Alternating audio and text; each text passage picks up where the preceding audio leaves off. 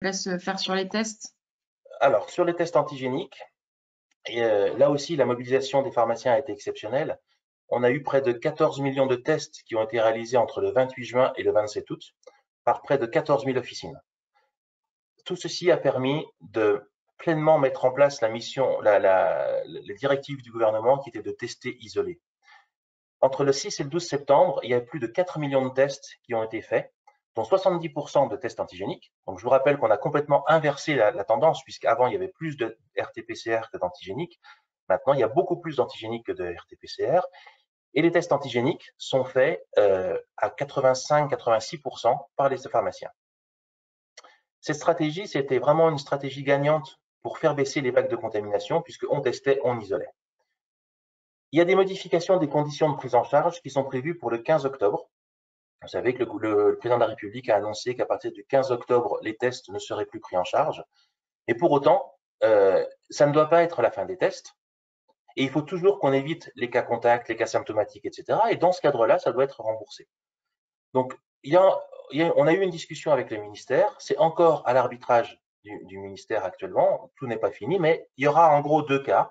Un cas où il y a besoin d'un test pour éviter pour tester le patient qui va être symptomatique, cas contact, etc., qui sera dans ce cas-là pris en charge, mais il n'y aura pas émission d'un QR code qui sera un QR code qui permettra d'aller au restaurant, de sortir, d'avoir une vie en dehors. Et puis par contre, il pourrait y avoir sur demande du patient l'émission la réalisation d'un test antigénique et l'émission d'un QR code pour justement pouvoir avoir des activités, ce qu'on appelle le pass activité, et dans ce cas-là, ça ne sera pas pris en charge. Donc tout ça, c'est en train encore de se mettre en place et d'être encore à l'arbitrage du ministère. Dans tous les cas, quand il y a un test antigénique qui est fait et qui est positif, il faut continuer la stratégie de dépistage et aller faire un RT-PCR de criblage pour qu'on sache quelle est la souche. Parce qu'il faut qu'on suive les évolutions de la souche. Et lors de la dernière réunion qu'on a eue avec la CNAM, on se rend compte qu'il y a très peu de PCR de criblage ou de PCR de contrôle et de criblage qui sont réalisés après un tag positif. Dès qu'on aura plus d'informations sur la décision du ministère de la continuité de la prise en charge et des modalités de prise en charge des tags, nous vous tiendrons informés. Bon, vous aurez un point info qui partira. Et puis, bien sûr, on en reparlera dans les prochains webinaires. La volonté de l'USPO, de toute façon, c'est de toujours d'être à l'initiation, que le pharmacien soit à l'initiation des tests antigéniques. Il n'est pas question d'avoir un test antigénique sur prescription médicale uniquement pris en charge. Ça veut dire quoi? Ça veut dire que votre patient, il vient, vous ne savez pas s'il est malade ou pas, vous voulez faire un test, vous l'allez envoyer chez le médecin, il risque de contaminer tout le monde dans la salle d'attente pour avoir une ordonnance et dire, ah ben ça y est, maintenant, j'ai mon permis à remboursement. Non, non, le pharmacien est capable, avec un arbre décisionnaire, de savoir si le patient peut être avec un tag pris en charge ou pas. Ça, c'est important. L'autre chose qui est importante aussi, c'est que c'est la fin des autotests supervisés à partir du 15 octobre.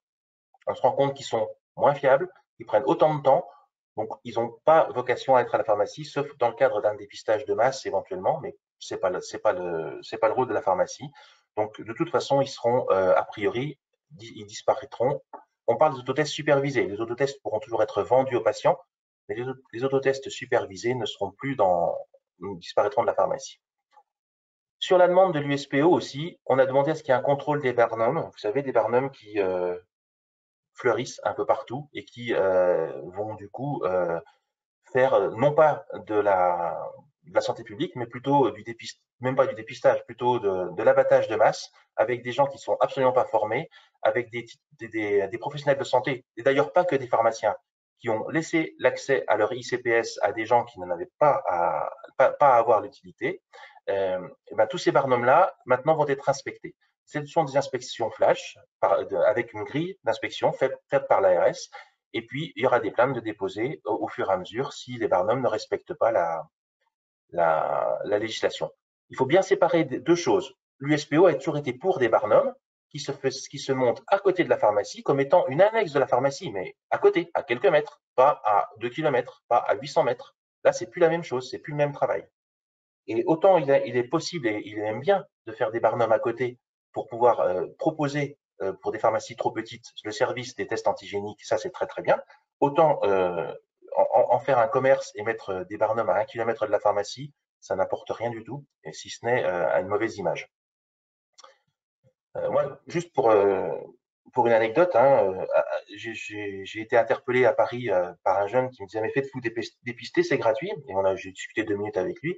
Et je lui dis, mais vous avez eu quelle formation pour faire ça? Il me dit, bah non, moi je suis étudiant en éco, c'est un job d'été. Donc voilà, pour les tests antigéniques, on va continuer. Nous, on se bat pour que ça continue. Ça ne va pas disparaître. Ça va sûrement être ralenti, mais ça ne disparaîtra pas. Et ça va être ralenti aussi pour une autre raison, c'est qu'il y a de plus en plus de gens vaccinés et donc potentiellement de moins en moins de gens malades. Alors, on m'interpelle aussi sur, il a raison de le faire. Alors, voilà, comme quoi, quand on a des gens qui sont à l'USPO proactifs dans un domaine, c'est bien.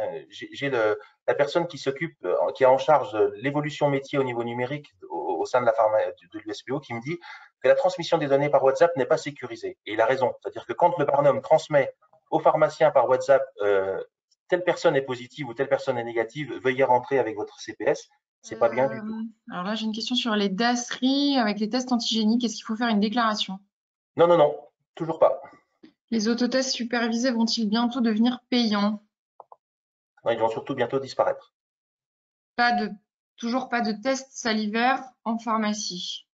Non, pas pour l'instant, pas assez fiable. Et puis, de toute façon, aujourd'hui, les tests salivaires, c'est avec un système PCR derrière, donc c'est pas à la pharmacie. Pour le criblage, faut-il envoyer au labo forcément ou pouvons-nous tarifier le prélèvement pour criblage à 9,62? Eh bien, c'est exactement la question que j'ai posée à l'assurance maladie quand ils nous ont annoncé qu'il y avait trop peu de criblage qui était fait derrière un test antigénique positif. Ils se sont demandé pourquoi, et moi je leur ai dit, mais s'il y avait plus de conventions avec les laboratoires, et si on avait la possibilité de faire le prélèvement, puisque le patient, on l'a face à nous lorsqu'on fait le prélèvement et quand on lui remet les résultats. Eh bien, si à ce moment-là, on peut faire le prélèvement, lui transmettre le prélèvement parce qu'on a une convention et nous facturer le prélèvement, on gagnerait du temps. J'ai posé la question, j'ai pas de réponse, on reviendra vers vous dès qu'on a la réponse de la CNAM. Mais c'est la logique, bien sûr, c'est la logique. Il y a une personne qui est radicale qui dit si pas assez de tests de criblage, ne pourrait-on pas envisager la délivrance d'un QR code si et seulement si un criblage est fait? Pourquoi pas? On va soumettre. Et donc j'ai une question sur les modèles de convention avec les labos pour les criblages PCR. Oui, oui, on a des modèles qui sont disponibles sur le site de l'USPO. On va les remonter si besoin. S'il y a un cluster de 10 personnes, est-ce qu'il faut faire un criblage pour les 10 membres de la famille? Chaque fois qu'il y a un test positif, il y aura un criblage. Donc s'il y a 10 positifs, il y aura 10 criblages.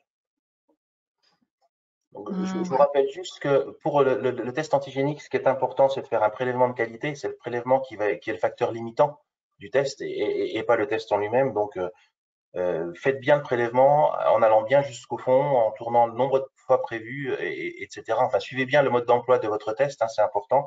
Combien de fois on a vu des prélèvements faits à la télé où l'écouvillon est enfoncé de 1,5 cm dans la narine et ça y est, c'est fait. Bon, c'est pas une bonne image. Pensez à faire un vrai prélèvement. Et d'ailleurs, quand on fait des vrais prélèvements, on se rend compte que les patients me disent, ah ben vous êtes allé loin, hein. Vous allez chercher hein, le virus. Ben oui, mais c'est comme ça que ça doit être fait. Donc faites-le bien, parce que c'est à ce prix-là qu'on aura des tags de qualité.